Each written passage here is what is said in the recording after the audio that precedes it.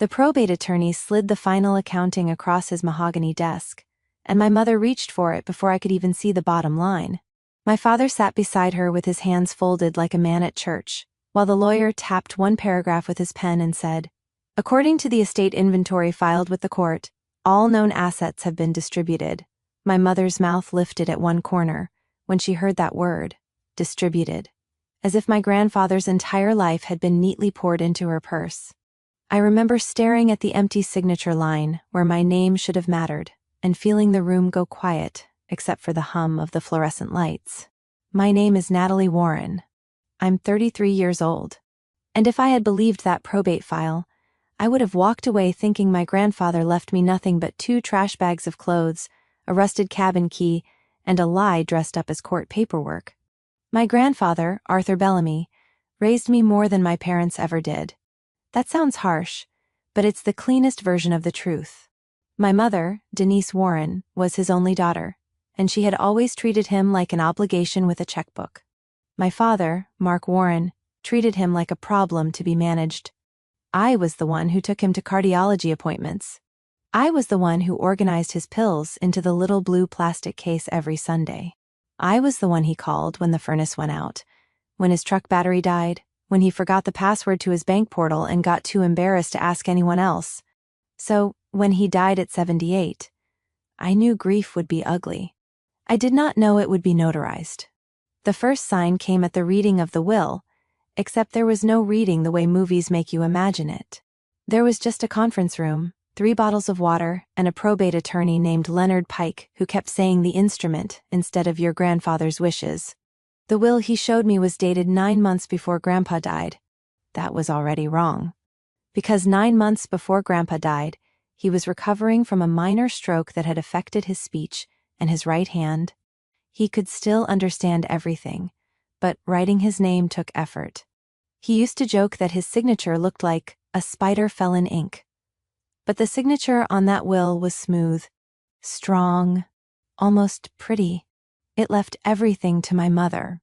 The house, the investment account, his truck, his savings, his workshop tools, even the antique watch he had promised me since I was 16.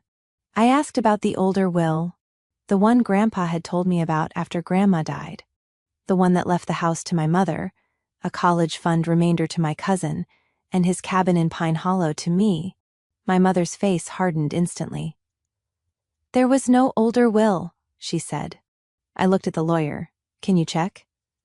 Leonard Pike adjusted his glasses and said, "The document admitted to probate is the controlling document unless successfully challenged." Successfully challenged?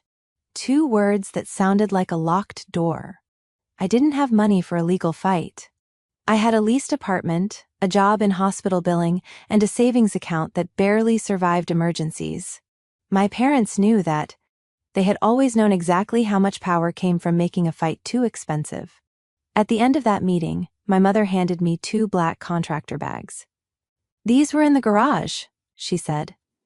"Things your grandfather probably meant for you." Probably.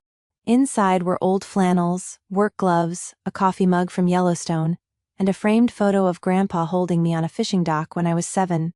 At the very bottom was a small envelope with my name written in his shaky block letters. Not a legal envelope. Not formal. Just Natalie in blue ink. My mother watched me open it. Inside was a single brass key, tarnished green around the teeth, and a folded index card. Cabin.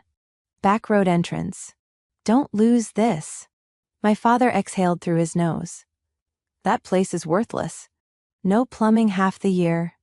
If you want to go play pioneer, be my guest."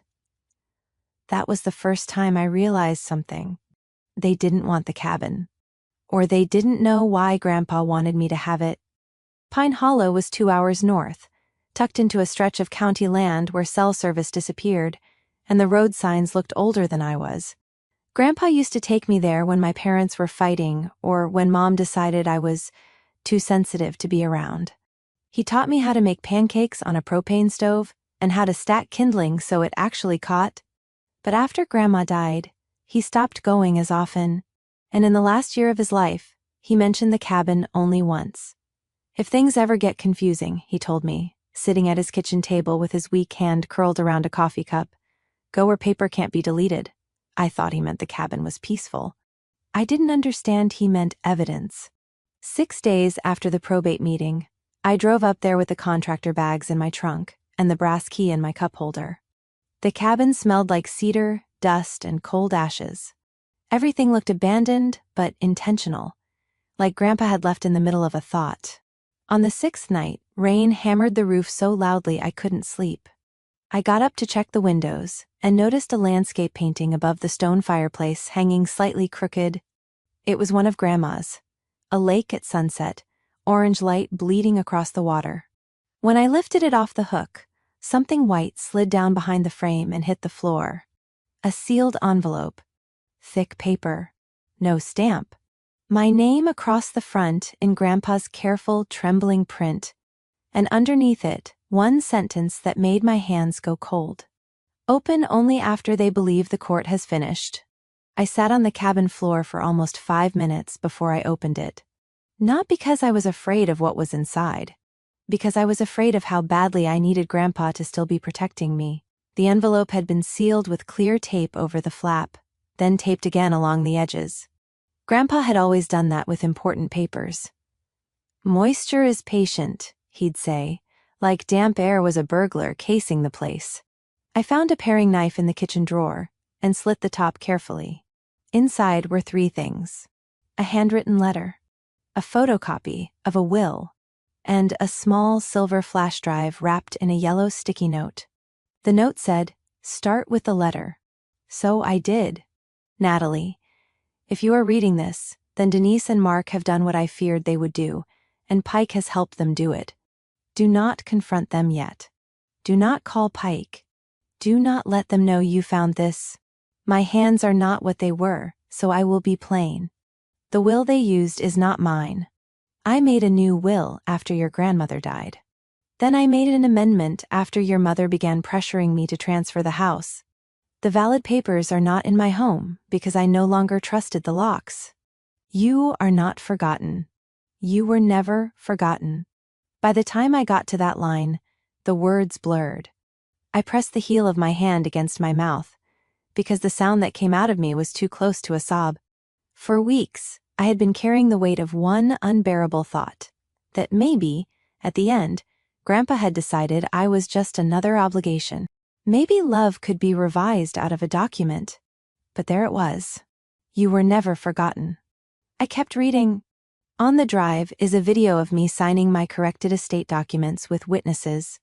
There are also recordings of conversations with your mother and with Pike. I know recording laws may be complicated. I am not asking you to use them recklessly. I am asking you to know the truth before they rewrite it. The original documents are in the one place your mother would never look, because she thinks honest work is beneath her. Go to Bellamy Storage, Unit 14. Ask for Ruth. Say, Arthur sent me for the winter jars. Trust no one who calls you from Pike's office. I read the last line 3 times.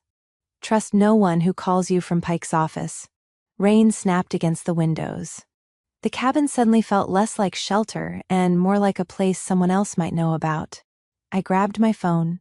No service. Of course.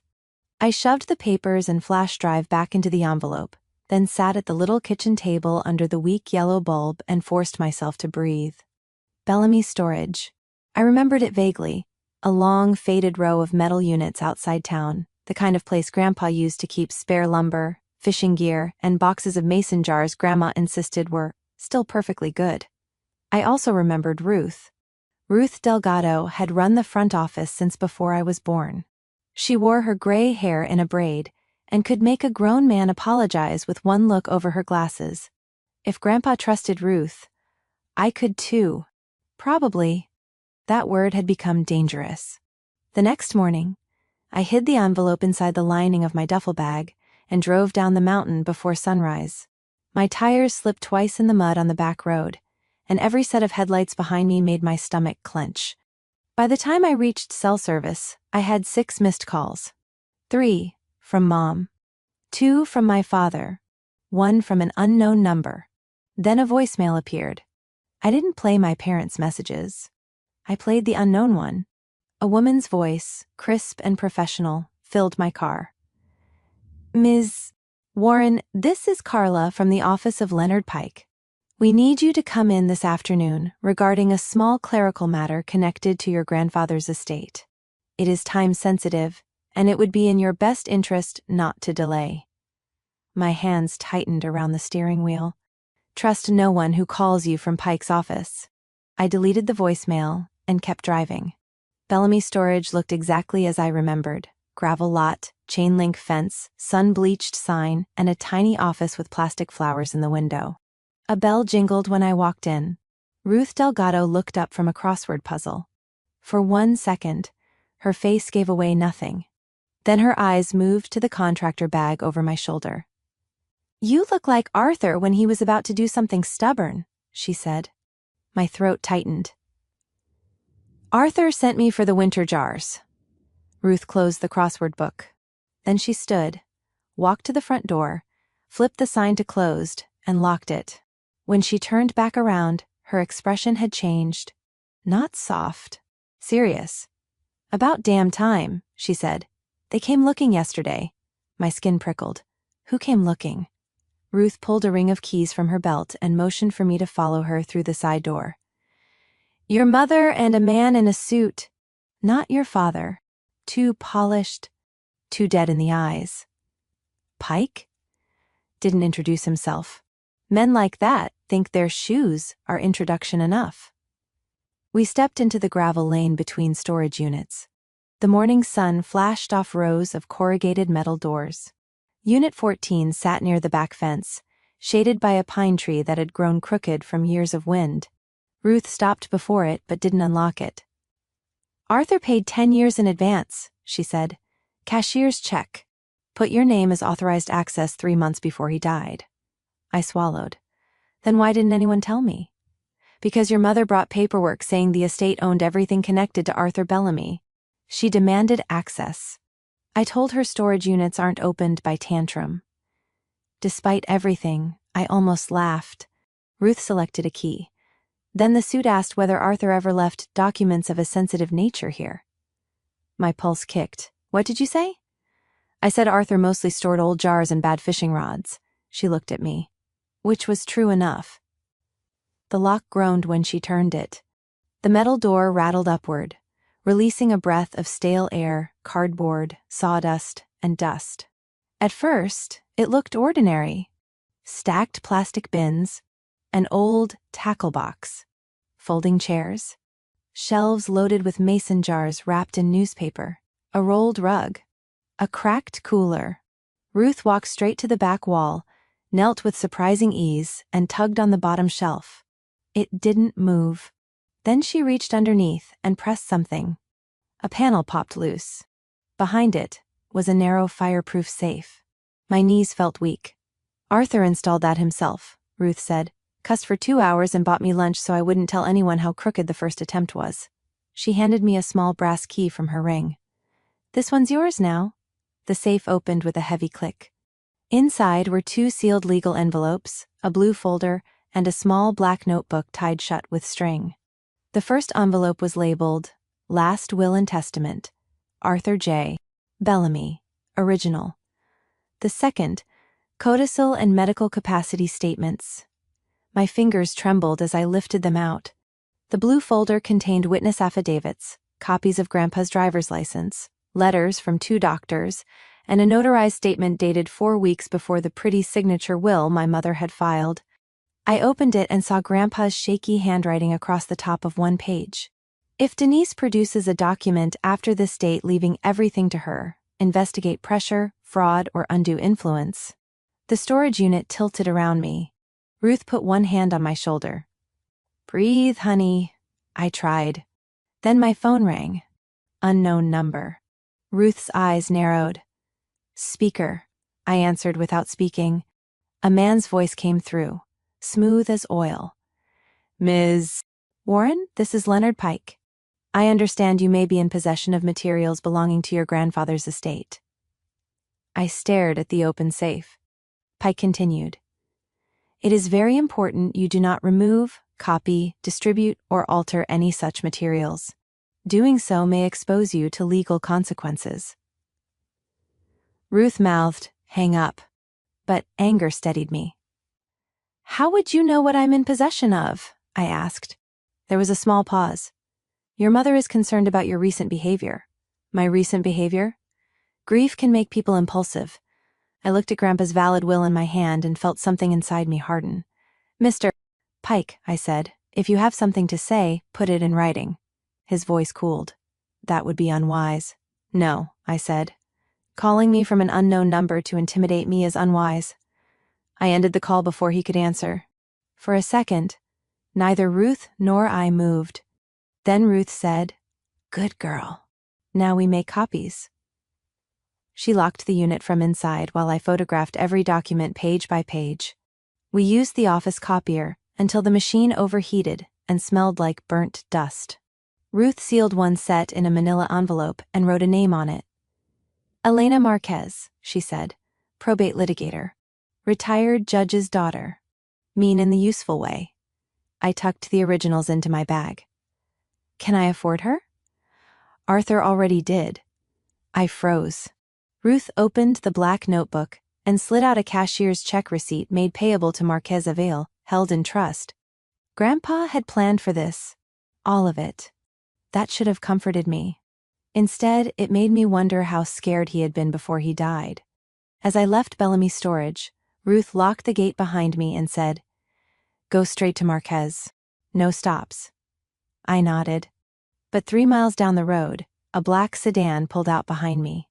And it stayed there through every turn. At first, I told myself I was imagining it. Grief made patterns out of shadows. Fear turned every car into a threat.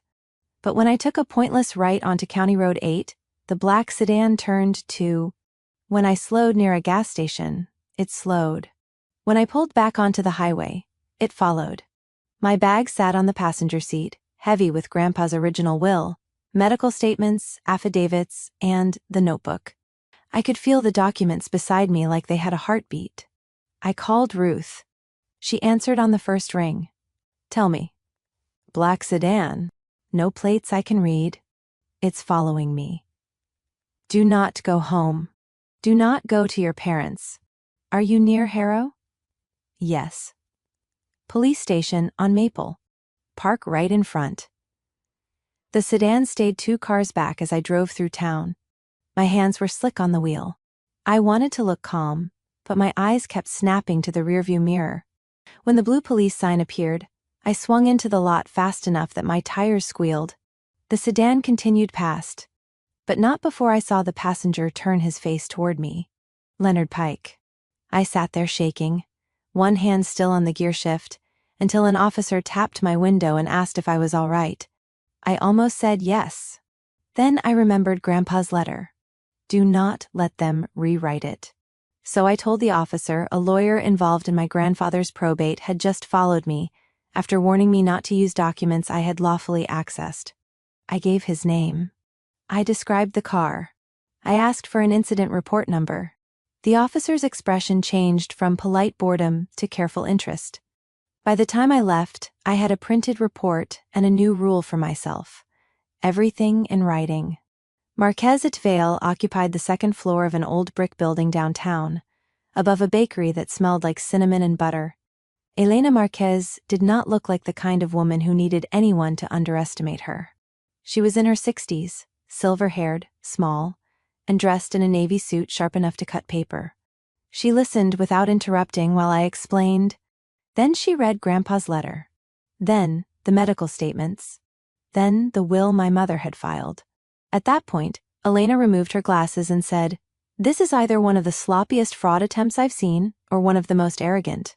My lungs loosened for the first time all day. "So I'm not crazy?" "No," she said. "You are inconvenient." She spread the documents across the conference table. "Your grandfather's valid will leaves the cabin, his personal journals, and a specific investment account to you. It leaves the house in trust, not outright, with conditions. Your mother would receive income, but could not sell it. That alone gives her motive." "She filed a different will." She filed a will with a signature that may not match his medical condition.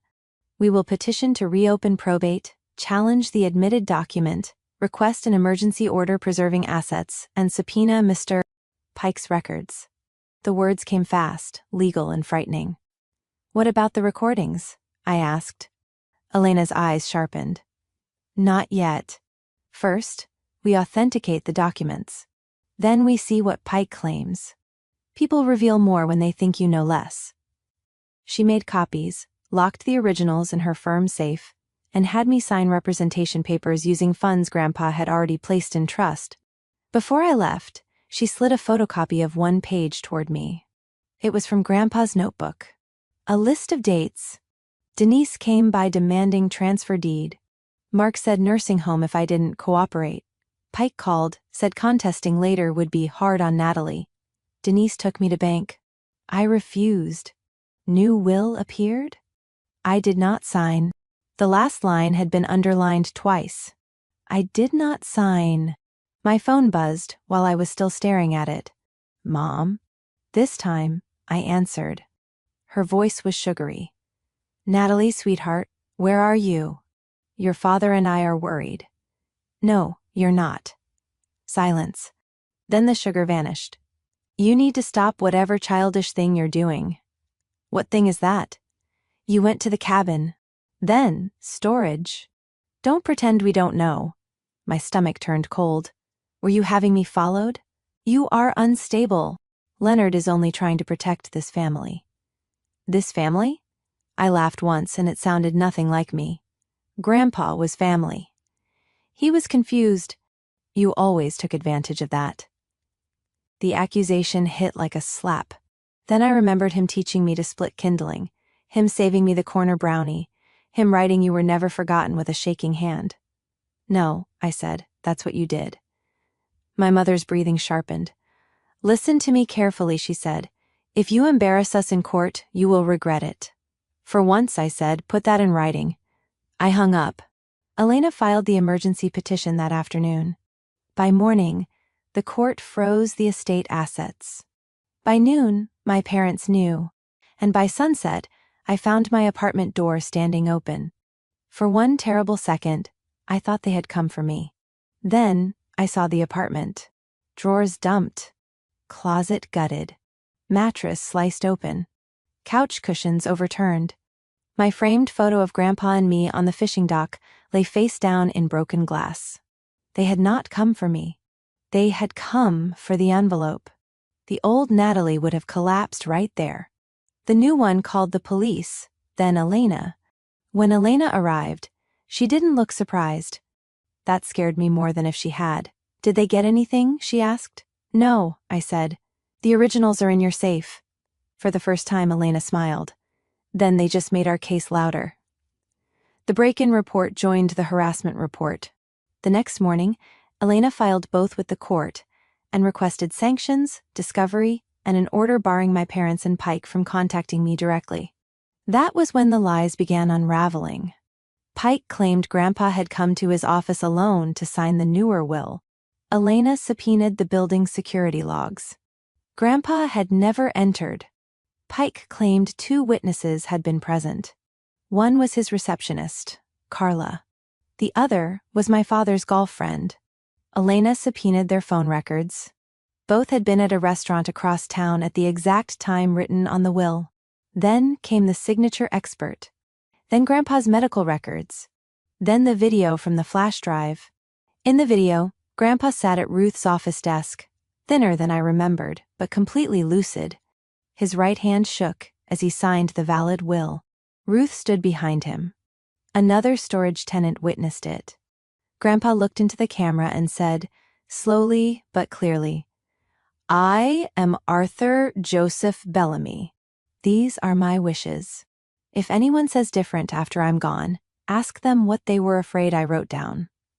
My mother cried in court when that played. Not grief. Performance. But the judge did not soften. When Elena produced the notebook, Pike's face went gray. When she played one short recording, my mother telling Grandpa, if you don't fix this, Natalie won't get a dime and you'll die alone in some facility. My father stared at the table. Pike settled first. Lawyers always know when the floor is gone. He resigned before the disciplinary board could finish with him, but that didn't save him from a criminal investigation. Carla cooperated. My father's friend cooperated. People become very honest when prison enters the room. My parents fought longer. They called me ungrateful, manipulated, vindictive. But fraud has a way of stripping fancy words down to bone. The forged will was thrown out. Grandpa's real will was admitted. The estate assets were restored where possible. The investment account Grandpa left me came through untouched because he had moved it before they could reach it. The house went into the trust he intended, which meant my mother could not sell it, mortgage it, or use it as a trophy. She hated that most. The last time I saw her in court, she looked at me like I had stolen something from her. I almost told her the truth. That she had stolen years. That she had stolen peace from a dying man. That she had tried to steal the last proof that he loved me. But I didn't. Some people turn every word into a weapon. Silence was the only thing I still owned that she couldn't forge. 6 months later, I moved into the cabin full-time, not because it was worth much on paper. It still had moody plumbing, stubborn windows, and a roof that complained in heavy rain. But Grandpa had left it to me because it was the one place in the world. Inside was Grandpa's letter, copied on fresh paper so the original could stay protected. On the front, I wrote one sentence for the girl I used to be: "You were never forgotten."